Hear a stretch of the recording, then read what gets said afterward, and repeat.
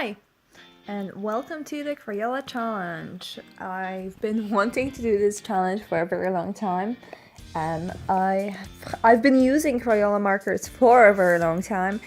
You can see that I have them all laid out, and there are probably some duplicates within there because it's a mixture of a very old set that I used to have. That's actually, the barrels are a little bit longer. I think it's like the original set from, I want to say, like 7 years ago. And then they're mixed with a new set that I bought and replaced most of the colors with.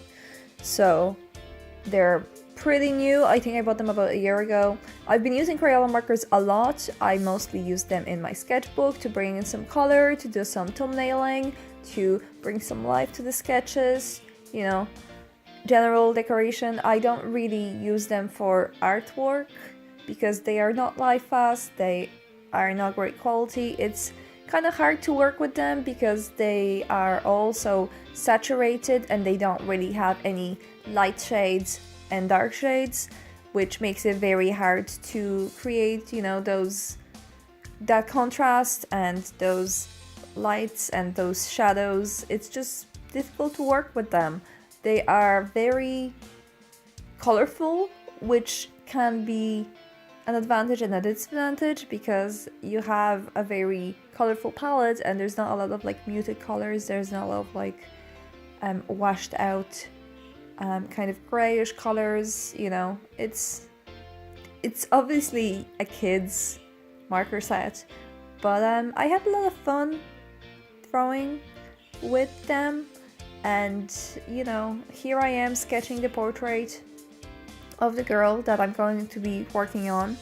I decided to go for something simple, since the challenge should be using the markers themselves rather than me trying to do something completely new. So I drew this girl with a ponytail and she has leaves surrounding her, and, you know, it's just a portrait. So I stuck some washi tape around it because I want to use the markers in a little bit of a different way, which I want to use them combined with water. So here I am cutting out some of the leaves to be able to paint them in. Yeah, I mean, it was challenging enough, but I would definitely do it again. So here I'm adding a little bit more leaves, and, you know, then I'm ready to start mixing the colors. And to get the watery kind of effect and lighten the colors, I used a piece of like plastic film. It's actually a cover of something, and then I drew over top of it, used some water to dilute it, and then just, you know, painted it on as if it was watercolors. And honestly, this worked surprisingly well. Like, it was kind of weird consistency because it would dilute a lot differently than watercolor would ever dilute, and it kind of changed its color because the pigments were separating when I was putting it down. But overall, I really liked using it. I drew this on a piece of watercolor paper, but the watercolor paper is not amazing quality, so I would love to try it out on watercolor paper that can take a lot more water and see if, you know, you can actually try and do watercolors with Crayola markers. So I filled in the background because I didn't want the background to be too dark, and I wanted the focus to stay on the girl. This will change a little bit later, but here I am mixing some browns and some pinks for her skin color, and you can see me scratching at the plastic to try and mix the colors together. So, you know, here I am trying to paint with it. The color looks a lot different on the piece of paper than on the actual page, and they turned out a lot more muddy when I was painting them on, but they actually changed their color when it dried, which was really weird to me. Like, watercolor can change the color a little bit, but this was like a big shift of color. Even on my camera, as I'm watching it now, it looks a bit muddy and brownish, but you know. I added some pinks to the cheek and to the ear to bring some dimension back to her face. All the diluted markers actually dried a lot lighter than I expected it to. Also, I got a little bit impatient, so I did dab some paper towel on top of her face later. Here I am just filling in those leaves, which are really dark, and I was using just straight up marker, nothing else, over top of the already dry background. And I used some lighter colors and some darker colors. They're all just the green Crayolas. I didn't mix any colors, I just used them as markers. So here I am, just, you know, trying to make them look as nice as possible. I used the lighter color to do the base, and then do some of the details with the darker colors. You can see in the right corner, the leaf kind of diluted itself when I was drawing it, and that's because I thought that the background was completely dry, but that corner for some reason wasn't, and that's why there's like a big dark blotch on top of the leaf. But you know, it's not the end of the world. Here I am dabbing some paper towel on it and adding some more dimension back into it with less water this time, so it actually, you know, dries. Here I am painting her top. I kind of regretted it, painting it blue, because it blended into the background so much, so I was trying to get it darker. And I go for, like, it's kind of darker now, but it goes even darker. And here I am filling in her hair with just straight up Crayola coloring, nothing fancy at the moment. And I was surprised how even I could get the tone of the marker. You can see there's barely any streaking happening, and I don't know if it's because I was careful not to go over the same area twice, and I was using kind of circular motions to fill it in, or is it just, you know, thanks to the paper, or Crayola markers might not be as bad as I thought, you know?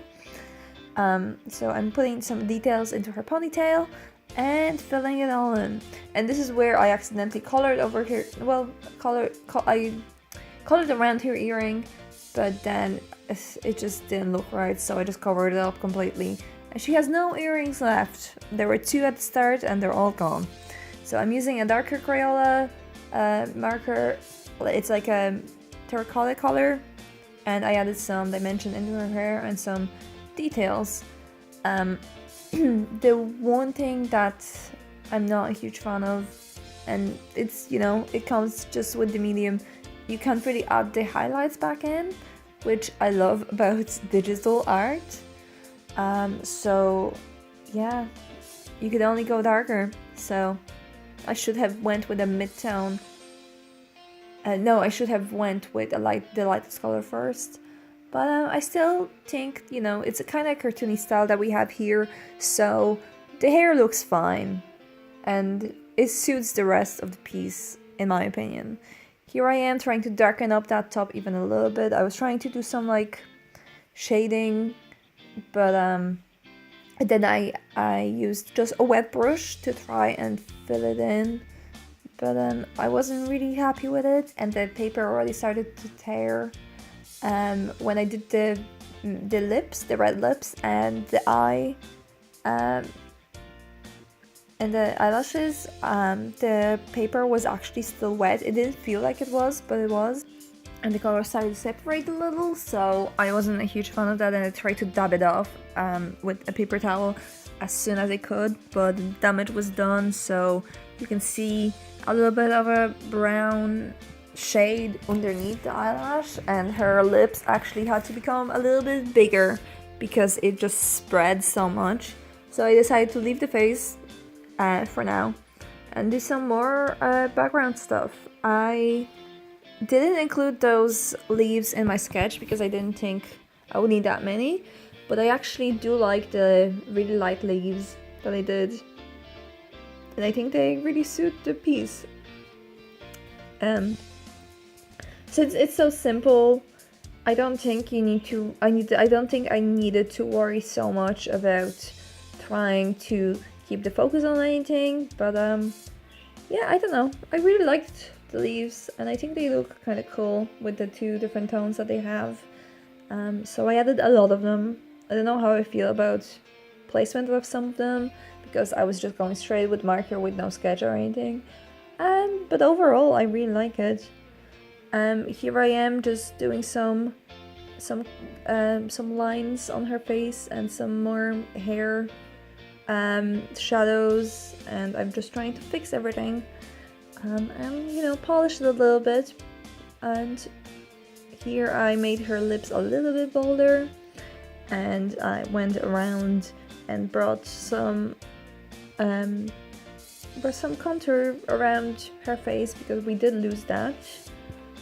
Because I didn't want to do it first, because if any water hit it, then it would just dissolve and go into a mess. So I'm doing this at the very end, and I'm just using the same brown. I think that I shaded her hair, like it's either the light or the dark tone. I'm not entirely sure. Here I am just trying to even darken the top even further because I didn't like how it was looking. So here I am, just I don't really know what that's supposed to be, but you know, here I am taking off the washi tape, and that means that basically it's done. It was a really fun challenge, I have to say. It was nice to experiment with the markers a little bit because I do use them quite often. I don't know if I would use them for full finished pieces because like you can't really do anything with them because they will, the light fatness of those markers is very poor, so you know. But thank you so much for watching, and I will see you in the next video. Bye bye.